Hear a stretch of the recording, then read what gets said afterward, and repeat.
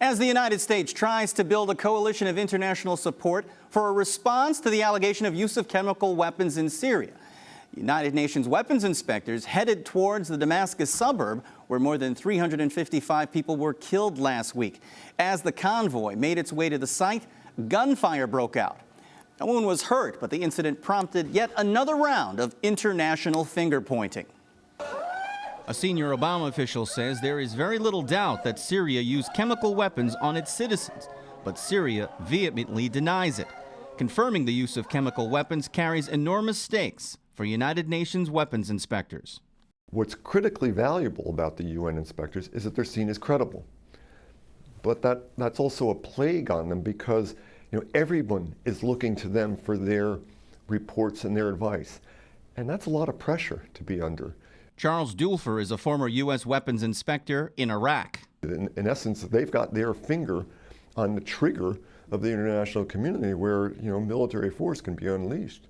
The UN team, Dulfer says, will look to gather specific kinds of evidence and speak with doctors who treated the victims to prove the what. To prove the who, Dulfer says inspectors ideally want to compare the chemical fingerprints from samples taken from the attack site and from samples from known government stockpiles. You can see if it has preservatives in it, sort of like some sarin is like Wonder Bread. You can put it on the shelf and it lasts forever.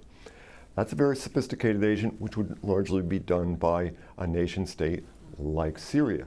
Those who argue that the insurgents may have in a rudimentary way created their own, they're not going to be able to have sarin of that quality. Because of the delay in allowing the inspectors to the site and the government's shelling of the neighborhood, the Obama administration calls the inspection too late to be credible. Dulfer is certain of one thing. It's the indiscriminate application of them and the targeting against civilians. That's where there's a huge breach between firing a rocket that's considered legitimate, but you're going against military targets. Firing a chemical munition where the plume, which will cause convulsions and all kinds of horrible death, floats among just some village. We saw this in Iraq, in Halabja, and in other locations. We'd hoped that was in back of us, but apparently not. The organization, Doctors Without Borders, is certain of another thing. Its doctors treated more than 3,600 victims. 355 of them died. The United States has moved 4 warships closer to Syria in the Mediterranean should President Obama decide to use military force. U.S. Defense Secretary Chuck Hagel said on Monday all options are still on the table. The United States is looking at all options regarding the situation in Syria. We're working with our allies and with the international community. We are analyzing the intelligence, and we will get the facts, and if there is any action taken, it will be in concert with the international community and within the framework of legal justification. Meanwhile, Syria is warning Washington against military intervention. Syria's President Bashar al-Assad told a Russian newspaper that failure awaits the U.S. As in all previous wars, it is unleashed, starting with Vietnam all the way up to the present day. For a closer look now at some of what the president is what his options are on the table. Our guest is Erica Borghard. She has written a paper on the subject. She is a Ph.D. Candidate at Columbia University. She joins us now to give us her insight. The first question that I have as a person who has done obviously some extensive research on this particular issue. In the United States, we have an expression called the smell test, that something doesn't seem right. So 2 years into this civil war, Bashar al-Assad finally allows UN inspectors to come in, certainly probably at the behest of Russia, to come in and check limited sites. The day after these inspectors arrive, it is alleged that he launches what could probably be the single largest chemical attack in the history of this particular conflict. Somehow that just doesn't make sense to me. Does it make sense to you? Well, I don't have any particular insight into the decision-making of the Assad regime.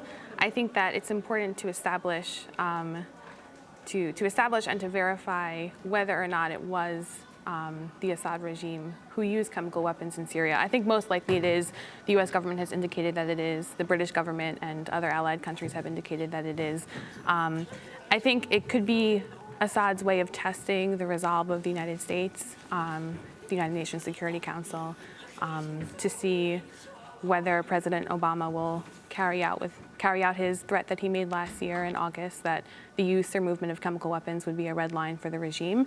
I think this is part of a tactic of Assad slowly ratcheting up the nature of his use of chemical weapons, and something in political science we like to call salami tactics, where you slowly test the resolve of an adversary, constantly picking away at the firm red line that an adversary has drawn. So.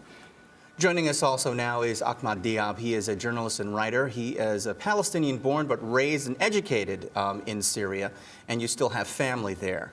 Correct. First of all, how are they doing, and what can you tell us about the conditions they see on the ground there? They're alive. It's they take it as it comes, day by day basis. It's very dangerous all over Syria. Dangerous in the sense that nothing is predictable. Anyone can get unlucky, even in the safest areas. My family lives in Homs. Homs is a contested area. Largely at the moment is in the regime's hands. This could change any moment. You're talking about this particular suburb of Damascus? Homs? No, Homs. But Homs, or are you talking about? I'm talking about Homs in particular, the suburb of Damascus that was subjected to the chemical attack is an absolutely horrendous condition at the moment. Now, the Syrian people obviously mostly watching state television, but through other means obviously gathering information about what has happened in this last week. With the possibility of U.S. or Western military intervention, is that something that they see as a good thing or otherwise? I think it's important to highlight that there is no consensus in Syria. The revolution is a revolution against consensus by force. That's on a very simplistic ideological level. There are a lot of parties on the ground in Syria that would welcome a military intervention, and yet again there are a lot of other parties that want only arms. They don't necessarily want full-fledged military intervention. They want arms, and they can take care of things from that point onward. I don't think you can speak of a consensus that you cannot say that Syrians want a military intervention. Okay, let's expand this issue, obviously. Watching over the shoulder of this is Assad supporter, the Iranian government. And are they watching this situation to see if the Obama administration's words are good, especially since they are under the threat of a similar would-be military scenario over their nuclear arms program? I think there's a temptation to sort of link credibility, and a lot of policymakers and pundits have made the claim that Obama's failure to follow through on the threat that he made signals a sort of weakness or lack of resolve to other adversaries and other conflicts. But I personally don't believe that credibility works that way. I think that credibility is a function of a state's power and interest in the issue at stake. And so to me, I don't think President Obama's decision-making in Syria will carry over to how other adversaries will perceive the United States in other issues that might be of more central strategic concern. So I think that applies to the Iranian regime as well. Very quickly, Ahmad, does this have the potential to spill over into some large Sunni versus Shiite conflict that engulfs the entire Middle East? That fear is indeed real, but at the same time, it will be a product of many parties feeling and feeding and fueling such a scenario, would it arise. It is a legitimate fear. Iran is supporting the regime, Hezbollah on one side, and then Israel also defines itself as a Jewish state, so that's the main strategic interest for the U.S. in the region, a spillover into Israel would actually be deemed serious enough for the U.S. to intervene. Ahmad Diab, journalist and writer, and not born in Syria, but certainly raised there. Thank you for your insight, as well as Erica Borghard, who brings your research and expertise to the subject. And well, I'm sure we'll have you back for so much more. Thank you. Thank you. Thank you.